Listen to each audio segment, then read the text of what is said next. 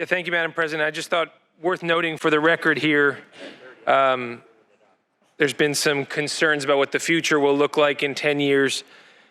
A recent economic model released on how this bill would operate in California by the same firm that did all the work for the Inflation Reduction Act, analyzing the Manchin amendments, and all the other, oh, no, it won't help my colleagues on the other side of the aisle, certainly, but if it's good enough for the U.S. Congress, I would hope it'd be good enough for us.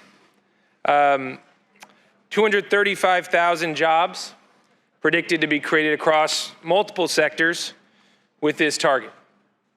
235,000 new jobs. 59,000 of those will be in manufacturing and construction. And the prediction is that around $55.4 billion will be added to California's gross domestic product.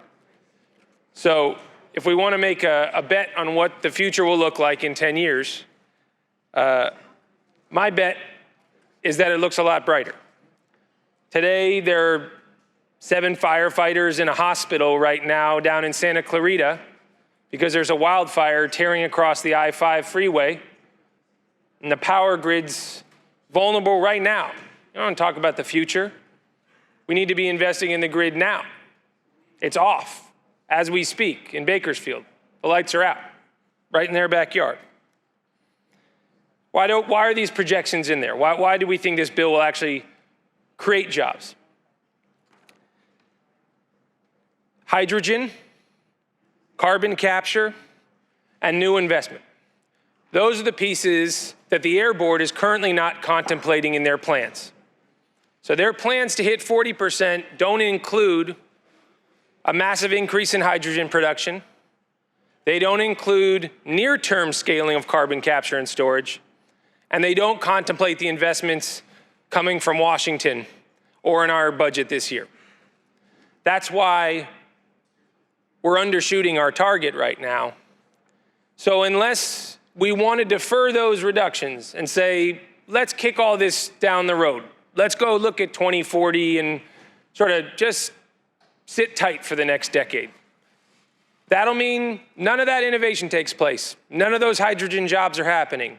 The refining sector, the cement sector, the glass sector, all industrial sectors that actually want to revitalize, that we want to make things in California, not just glasses, but to refine fuels. But not from Ecuador or all these other places that there are all these concerns about. How is industry going to have those tools unless we double down this decade?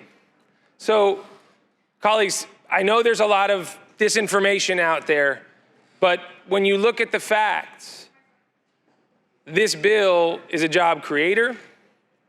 This bill will be good for California's economy, and we can wait and let others race ahead in the innovation game.